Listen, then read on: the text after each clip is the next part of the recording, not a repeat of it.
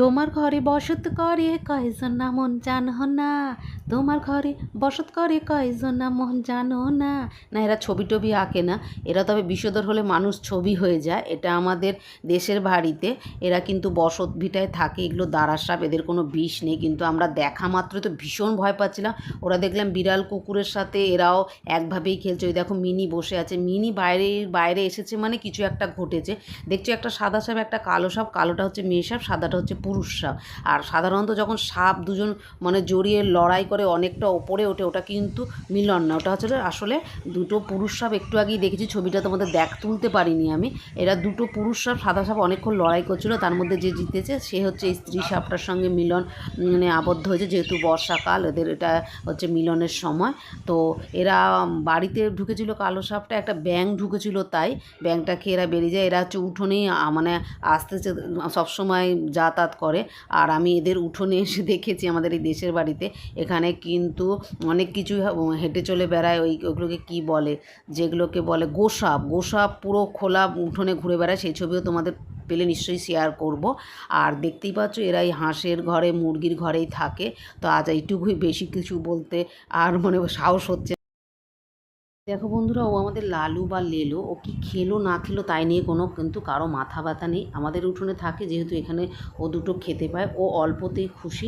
কিন্তু দেখো ওর চলন, ওর চাউনি, ওর বসার ভঙ্গি, ওর কান, ও হচ্ছে সদা জাগ্রত, কোথায় কি হচ্ছে মানে একটা মাছি চলে গেলে পর্যন্ত ও খেয়াল করে। আর হচ্ছে তুমি যদি কিছু ক্ষতি না করো, কাউকে কিছু বলে না। ও যদি বুঝতে পারে কেউ আমাদের জন্য ক্ষতি করতে আসছে, ও কিন্তু তাকে ছিঁড়ে খেয়ে নেবে। পুষলে দেশি কুকুর বসো, ওরা কিন্তু অনেক ভালো হয়, অনেক বেশি তোমার বন্ধু হবে। আর ওদের যে পেছনে কোনো খরচ নেই, ওদের রাস্তায় থাকতে দাও, ওদের মধ্যে থাকতে দাও। ওদের বেশি যত্ন করলে কিন্তু যে ভালো হবে তা নয়। আর ওরা দেখো কত ভালো, জানি না এটা আমার ব্যক্তিগত আরেকজনকে দেখাচ্ছি, ও কিন্তু এদেরই মতো রাস্তায় থাকতো। দেখো আদরে বাদর হয়ে গিয়েছে, আর খেয়ে খেয়ে কেমন হাসকির মতো দেখতে হয়েছে। ওর কোনো কাজ নেই, ও শুধু খায় দায়, গুলতানি মারে, আর ওই যে গদি পাতা ওখানে শুয়ে থাকে। তাই বলছি মানে যত্ন করতে হবে। আর এ কিন্তু সব ভালো ভালো খাবার খায়। তা আগেরটাকে দেখে কী বুঝলে দুজনের মধ্যে তফাৎ কী? ও বেশি ভালো আছে না এ বেশি ভালো আছে? দামি দামি খাবার খাইয়ে গদিতে শুয়ে কিন্তু আতশুই তৈরি। দেখো বন্ধুরা, আর একটা জিনিস দেখতে পারলাম, তো এই ভিডিওটার সঙ্গেই জুড়ে দিয়েছি। তোমাদের আজকে ভিডিওগুলো ছন্নছাড়া লাগবে, কখনো সাপ কখনো গোসাপ।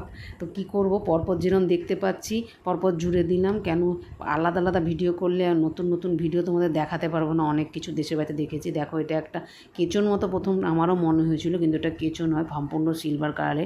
তোমরা কি চিনতে পারছো কী নামে ডাকো বলো? এগুলো হচ্ছে গিয়ে এক ধরনের সাপ। দেখো একদম ভিডিও শুরুতে, এই ভিডিও মানে ছোটো সাপের ভিডিও শুরুতে দেখো ওর কিন্তু দুটো সাপের মতো চেরা জিভ রয়েছে। আর এত ছটপট কেঁচো করে না, সাপের ভঙ্গিতেই চলাচল করছে। এগুলোতে দেশের বাড়িতে এগুলোকে তেলিয়া সাপ বলে বা তেলি সাপ বলে। এগুলো যখন বড় হয় একদম কালো কুচকুচে রঙ হয়, অনেক সময় আমাদের দালানে উঠে আসে, আমরা ছোটোবেলায় দেখেছি।